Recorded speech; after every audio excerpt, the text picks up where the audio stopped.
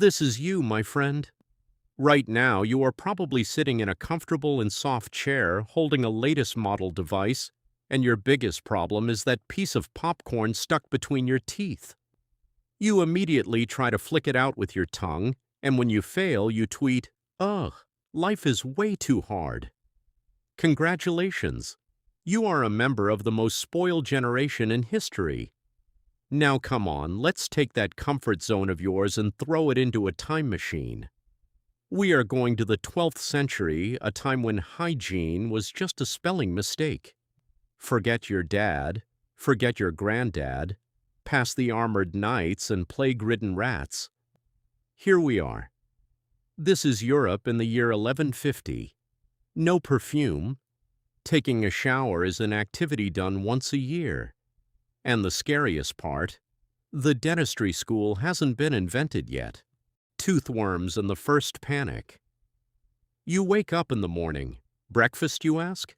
Barley bread as hard as wood, accidentally ground with a bunch of tiny stones inside.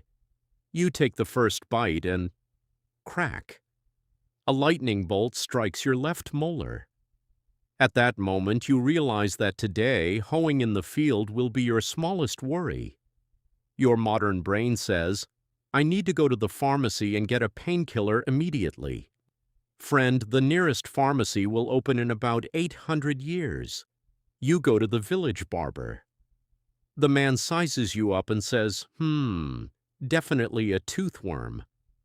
Yes, people believe for 1,000 years that tiny invisible worms lived inside their teeth and gnawed them. Quacks and marketplace disaster. Before going to the barber, you first go to the marketplace. There is a man known as a healer. He tells you, "I have a special mixture that will put the worm in your tooth to sleep." What's in it? Ground animal tissue, vinegar, and plenty of stale beer. You rub it all over your tooth.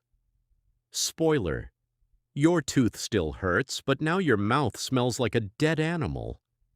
People around keep staring at you saying, "Wow, what a pious man, his sins are coming out of his mouth as the smell of an animal." When the healer's mixture fails, we move on to the real treatment. They make you sit on a stool, put a bucket of coal underneath, and sprinkle plenty of poisonous herb seeds on top. The smoke that rises is given directly into your mouth. While you get high from the smoke and dance with dragons in your head, the doctor shows you the pieces of ash on the ground and tricks you, saying, "Look, these are the worms that came out of your tooth." Main event: the barber-surgeon's pliers. The smoke is gone, the mixture has dried, but the pain is still the same. Now the big guns take the stage. The barber pulls out from his pocket the rusty device called a pelican. Anesthesia? None. Maybe a glass of sour wine. The barber stands behind you, traps your head between his legs, and hangs on with all his strength. The crack sound you hear at that moment is either your tooth's root or the breaking of your jawbone. If the barber fails to pull the tooth out in one go, don't panic. He grabs his hammer and chisel and starts hitting your tooth piece by piece to separate it from your flesh. Meanwhile, outside, there is a festive atmosphere. Villagers have gathered, listening to your screams like an opera. Daniel's voice is really high-pitched this week, probably a molar, they critique. Healing process and rat meat.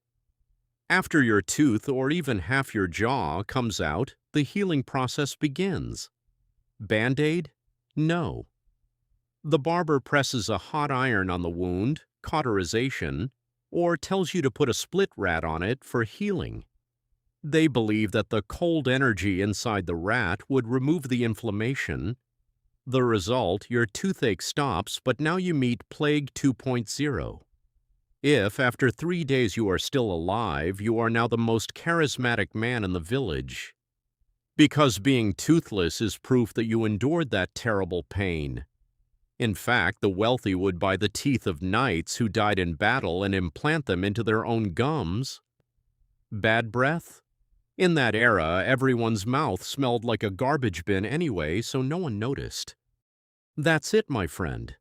Next time your dentist tells you to brush your teeth twice a day, give them a hug. Because your ancestors went to the local blacksmith for a cavity and had their mouths destroyed. You are the grandchild of that stubborn villager who somehow survived those terrible infections. Cherish this legacy and brush your teeth every day. Thank you for watching Half Evolution. Don't forget to hit the subscribe button, like and comment on which medieval disgrace you want to see in the next video.